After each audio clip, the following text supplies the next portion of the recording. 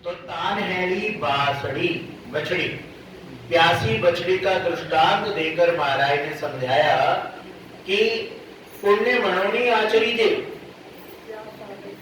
हाँ, P low पानी। प्यासी बछड़ी के दृष्टांत में पानी आ गया। ऑटोमेटिकली लिंक जुड़ता है। तो कहते हैं पुण्य मनोनी आचरी दे। एक इंसान अपनी तरफ से तो कर रहा है कि ये पुण्य रूप क्रिया है, मैं इसको करूंगा तो मुझे कुछ फल मिलेगा, लेकिन उसके अलावा अगर उसको उसके सिर पे पाप का ठप्पा लग जाए तो वो किस काम का पुण्य। तो उसको समझाते हुए महाराज ने ये दृष्टांत दिया। कौन सा? तानहेली बाछड़ी, यानी प्यासी बछड़ी का दृष्टांत। उसमें क्या समझाया कि एक ब्राह्मण को या ये पुजारी पांडा जो गांव-गांव जाकर के समझो आज शनिवार है, आज अमावस्या है, आज पूर्णिमा है, इस प्रकार बतलाते थे जाकर के, और जो भी उनको कुछ खाने पीने का या तेल, राशन, कच्चा अनाज वो मिल जाता था। तो ऐसा एक पुजारी था, वो रास्ते से जा रहा है तो साइड में क्या देखता है कि एक बछड़ी, प्यासी बछड़ी, वो कुएं के इर्द गिर्द चक्कर लगा रही है, घूम रही है। अब इसको आई दया ब्राह्मण को, पांडे को, उसने कहा है इसको प्यास लगी है और ऊपर सूखी रेत, मिट्टी सूखी, यहाँ तो एक तुक्का भी नहीं है पानी का, और मेरे पास कोई चीज भी नहीं है कि मैं निकाल के इसको पानी पिला दूं। अब उसने अक्कल, जितनी अक्कल है उतनी अक्कल लगाई उसने, उसके चारों पैर पकड़े और दिया कुएं में डाले। अब उससे क्या होगा? वो प्यास बुझेगी कि वो प्राण ही निकल जाएंगे उसके? क्या होगा? तो उसके प्राण पंखेरु उड़ गए, मर गए। ये अपनी तरफ से तो उसकी प्यास बुझा रहा है और उसको मार ही डाला, ज्ञान नहीं था। हाँ, मेन बात यही कि उसको ज्ञान नहीं। तो यहीं आकर के इंसान, जीवात्मा ऐसा ही भटकता है, इंसान को ज्ञान नहीं होता और सबको चाह है कि हमें कम से कम और कुछ नहीं, मोक्ष जाने तो दूर, इस जीवन में हम शांति पूर्वक रहे, क्योंकि सारे सबके साथ में कोई ना कोई आदि भौतिक, आदि दैविक, आध्यात्मिक, इस प्रकार के तीन प्रमुख रूप में दुख तो सबके साथ में लगे ही लगे हुए हैं। कौन कौन से? आदि भौतिक, बोलो, आदि भौतिक, आदि दैविक, आध्यात्मिक। तो अब ये भौतिक में जैसे कोरोना, कोविड आया था, ये है नेचर, बाय नेचर हो गया, आ गया, हमने कोई इनवाइट किया, आया, हमारे ऊपर आया, सबके घरों में आया, तो इसको आदि भौतिक, मतलब वातावरण ऐसा हुआ। हाँ, तो आदि दैविक जैसे बाढ़ होती है या और कोई ऐसे आते हैं डिजास्टर, तो ये आध्यात्मिक, इस प्रकार के कुछ हमारे अपने कर्मवश होते हैं। तो इस प्रकार के दुखों से सारे ही जीवात्मा कोई ना कोई त्रसित है, कोई सुख का नहीं है, इससे कोई अछूता नहीं है। तो इंसान कहता है हमें और कुछ नहीं, शांति, हमारे घर में सुख शांति बनी रहे। किसी प्रकार का वो उसको डिफाइन करने गए तो अलग अलग छोटे मोटे दुख हो जाते हैं, जुड़ जाते हैं। कोई किसी बात से, कोई किसी बात से दुखी है, कोई किसी बात से दुखी है। नानक दुखिया सब संसार, सो सुखिया जिस नाम आधार। कोई तन दुखी, कोई मन दुखी, कोई धन से होत उदास। बिना देश हो रही। अच्छा, कोई तन दुखी, कोई मन दुखी, कोई धन से होत उदास। थोड़ा थोड़ा सभी दुखी, सुखी शाम के दास। थोड़ा थोड़ा सभी दुखी, सुखी शाम के दास। यानी परमात्मा का नाम लेने वाला, परमात्मा की आज्ञाओं का पालन करने वाला, वो इस संसार में वो नहीं। नहीं, वो बचा हुआ है।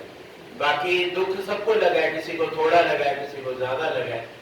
तो इस प्रकार ऐसा भटकता हुआ जीवात्मा संसार में, वो कहता है वो फलाने बाबा जी का नाम सुना बड़ा मैंने, वो मन की बता देते हैं। वो फलाने बाबा के पास गए तो कहते हैं वह 4-5 खेटा करो, मतलब शुक्रवार आओ या शनिवार आओ, नियम से 5 बार आओ तो वहां दुख कष्ट मिट जाते हैं।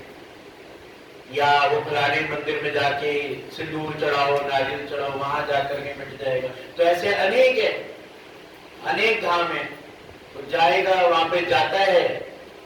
अब वो जो अपना कर्मवश जो भोगना है वो तो भोगना ही है, उसको कोई काट नहीं सकता। देवता तक भी असमर्थ हैं, और जिनके काम बन जाते हैं ना, तो समझो उनका वो अधिकार आ गया कि दुख खत्म, अब तुम्हारी सुख की शुरुआत। तभी कहते हैं तुम्हें तो आराम आ गया, हम आ गए, हम तो साल भर से जा रहे, हमें नहीं आया, तुम्हारा दुख है, तुम्हारा दुख अभी बाकी है। क्योंकि वो दुख भोगना ही पड़ता है। प्रारब्धा भोगे क्षयो, प्रारब्ध का जो दुख है, प्रारब्ध का जो भी संताप, वो दुख झेल करके ही खत्म करना पड़ता है।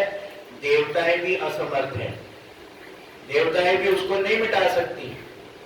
परमात्मा कहते हैं कि हाँ, यदि तुम मेरा नाम स्मरण करते हो तो उस दुख को सहन करने की तुम्हें शक्ति, तुम्हें जो साहस, बल और कटौती, जहां वो पहाड़ के समान दुख है तो मैं राई के समान कर दूंगा। ये इतनी मेरी गारंटी। किसकी? परमेश्वर की। देवता कहते नहीं, गिव एंड टेक, पूरा हिसाब बराबर, क्योंकि हमारे हाथ में नहीं है, ये तो ऊपर के हाथ में, ऊपर वाले में। देवताएं भी बंदी ही नहीं है। जितना निचोड़ना है, जितना दुख देना है, जितना तुम रोते रहो, तुम्हारे बच्चे रोते रहे, परिवार रोते रहे, कोई भी कितना भी तड़पे, वो माफ नहीं करती है। हाँ, ऊपर से अगर पहुंच आ जाए तो पता चला ये बड़े का है, बड़ा है नहीं, ये साधक परमात्मा का साधक है, तो अब नहीं, इसको थोड़े में भुगता। क्यों? क्योंकि बड़े का उपासक है, उधर से पहुंच आ गई। जैसे समझो कोई बिना मतलब के कोई फंस जाए, पुलिस उसको पकड़ के ले जाती है, अपराध भी कुछ नहीं कि उसमें खत्म भी कर सकते हैं, ऐसा भी है सामर्थ्य। बड़े बड़ों को छोड़ देते हैं, करोड़ों अरबों को जो डुबो गए, ले गए, उनको छोड़ देती है सरकार। तो छोटा सा अगर कोई पकड़ में आया और उसकी पहुंच लगाई अगर बड़े अफसर तक कि वो तो पता ही आपको शरीफ आदमी है, उसको ऐसे बिना मतलब के धर लिया, कोई नहीं जी, मैं अभी फोन, ऊपर से फोन आया, ओ सर हाँ ओके ओके ठीक है, छोड़ दिया। बड़े का मान है ना, पावर है, इतनी शक्ति जब यहाँ हम इस संसार में देखते हैं, तो वैसे वो परमात्मा, जब देवताएं जानती है इतना कि नहीं, ये जो जीवात्मा है ये साधक परमात्मा का है, और परमात्मा का ही गुणगान कर रहा है, वो इधर उधर ना भटकते हुए, तो वो देवताएं भी उसका दुख उतना कम कर देती, छोड़ देती है, नहीं भुगवाती, थोड़े से भी भुगता देती है। इसका एक दृष्टांत सुनाता हूं।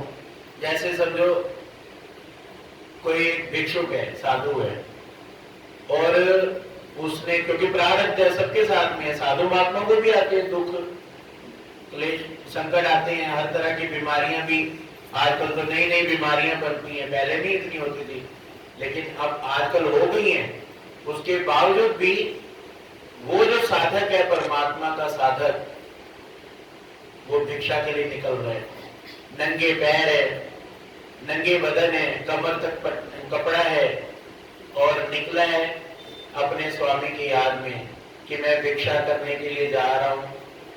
भिक्षा तो एक मेरे शरीर का निर्वाह करने के लिए मुझे करना ही पड़ेगी भिक्षा, लेकिन खाने की इच्छा नहीं, मुझे तो इच्छा है मेरे स्वामी मिल जाए। क्या पता भिक्षा करते करते स्वामी ही मिल जाए, या स्वामी की कोई ऐसे ज्ञानी पात्र मिल जाए। इस प्रकार का वो भाव लेके चलता है।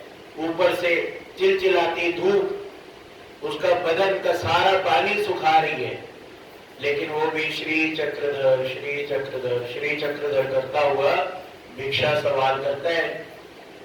अब जिन देवताओं ने उसको ऐसा योग आया कि इसको यही आज डिहाइड्रेशन करके मार दो, या इसको ऐसा बीपी बढ़ा दो इसका, या आप इसको डेड कर देना है, ऐसा भी अगर उसका अधिकार दुख वाला अगर आता है तो वो देवताएं भी रुक जाती है। अरे नहीं, रुक रुक रुक, देख तो सही, वो साधन किसका अपना रहा है, वो परमात्मा के लिए निकला हुआ है, वो भिक्षा सवाल कर रहा है और अपने महाराज की आज्ञा का पालन कर रहा है, छोड़ दे, जाने दे, एक कट, इसका बैलेंस समाप्त करो, वो पीछे हट जाती है। तो इस प्रकार का देवताएं भी उसमें उसको छोड़ देती। क्यों? क्योंकि वो अपने परमात्मा के लिए, अपने साधन दाता की आज्ञाओं का पालन करने के लिए निकला हुआ है।